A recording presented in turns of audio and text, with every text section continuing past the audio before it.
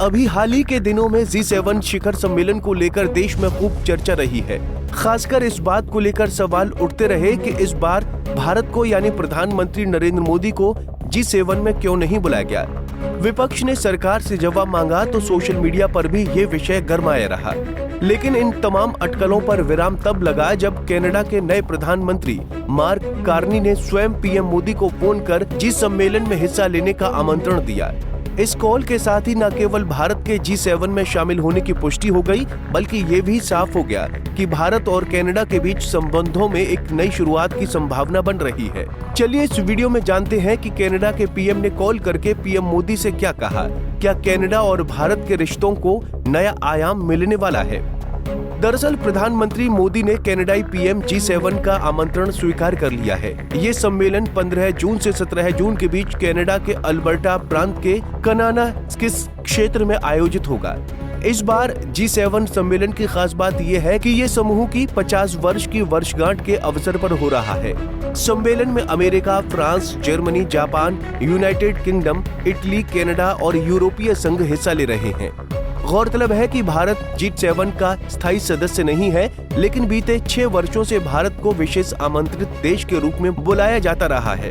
अब 7वीं बार पीएम मोदी इस वैश्विक मंच का हिस्सा बनने जा रहे हैं। इस बार हालांकि कुछ संदेह थे, क्योंकि भारत और कनाडा के बीच पिछले 1 वर्ष से रिश्ते काफी तनावपूर्ण रहे हैं। लेकिन मार्क कार्नी के नेतृत्व में कनाडा सरकार के इस कदम ने रिश्तों में जमी बर्फ को पिघलाने की दिशा में पहल की है। कनाडा के पीएम मार्क कार्नी ने क्या कहा?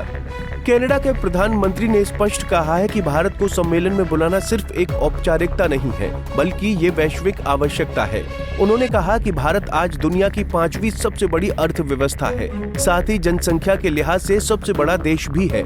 भारत वैश्विक आपूर्ति श्रृंखलाओं का अहम केंद्र बन चुका है और ऐसे में उसे इस तरह की चर्चाओं से बाहर रखना किसी भी दृष्टिकोण से उचित नहीं रहेगा। जब कार्नी से पूछा गया कि खालिस्तानी आतंकवादी हरदीप सिंह निज्जर की हत्या के बाद भी भारत क्यों बुलाया गया, तो उन्होंने कहा कि इस विषय पर कानूनी प्रक्रिया जारी है और इसे राजनीतिक बहस का हिस्सा नहीं बनाना चाहिए। उन्होंने ये भी बताया कि भारत और कनाडा अब कानून परिवर्तन वार्ता जारी रखने के लिए सहमत हो गए हैं और जवाबदेही के मुद्दों पर भी सकारात्मक प्रगति हुई है। ये बयान कनाडा के विपक्ष को रास नहीं आया। खासकर एनडीपी पार्टी ने पीएम मोदी को आमंत्रण देने के फैसले की आलोचना करते हुए कहा कि ये बहुत ही परेशान करने वाला निर्णय है। विपक्ष की आपत्तियों के बावजूद कार्नी अपने निर्णय पर अड़िग हैं और उनका मानना है कि भारत जैसे देश को इस वैश्विक मंच पर शामिल करना समय की मांग है। इसके बाद पीएम मोदी ने अपने एक्स अकाउंट पर यह जानकारी साझा की। पीएम मोदी ने एक्स पर लिखा कि उन्हें कनाडा के प्रधानमंत्री का फोन आया और G7 सम्मेलन में आमंत्रण दिया गया, जिसे उन्होंने स्वीकार किया है। इसके बाद सोशल मीडिया पर भी लोगों की प्रतिक्रियाएं सामने आई हैं। बहुत से लोगों ने इसे भारत की कूटनीतिक जीत बताया है, तो कुछ ने इसे भारत और कनाडा के रिश्तों में नया अध्याय शुरू होने का संकेत कहा है। पिछले साल भारत और कनाडा के रिश्तों में भारी दरार आई थी। कनाडा के तत्कालीन प्रधानमंत्री जस्टिन ट्रूडो ने भारत पर खालिस्तानी आतंकवादी हरदीप सिंह निज्जर की हत्या का आरोप लगाया था, जिसे भारत ने सिरे से खारिज कर दिया था।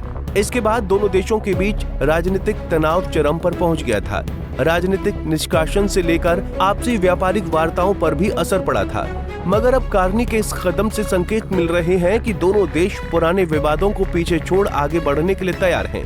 G7 सम्मेलन में इस बार जिन मुद्दों पर चर्चा होगी, उनमें ऊर्जा, सुरक्षा, डिजिटल परिवर्तन, वैश्विक आपूर्ति श्रृंखला और विकासशील देशों में बुनियादी ढांचे के निर्माण जैसे विषय शामिल हैं। भारत इन सभी विषयों पर न केवल महत्वपूर्ण भूमिका निभा रहा है, बल्कि अपने अनुभवों से वैश्विक समाधान भी प्रस्तुत कर सकता है।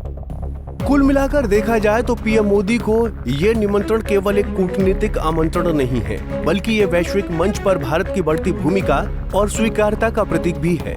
वहीं ये निमंत्रण भारत और कनाडा के बीच एक नई शुरुआत की संभावनाओं को भी जन्म देता है। अब देखना होगा कि पीएम मोदी के G7 सम्मेलन में शामिल होने के बाद क्या भारत और कनाडा के रिश्ते सुधरते हैं या जस के तस रहते हैं, ये तो आने वाला वक्त बताएगा।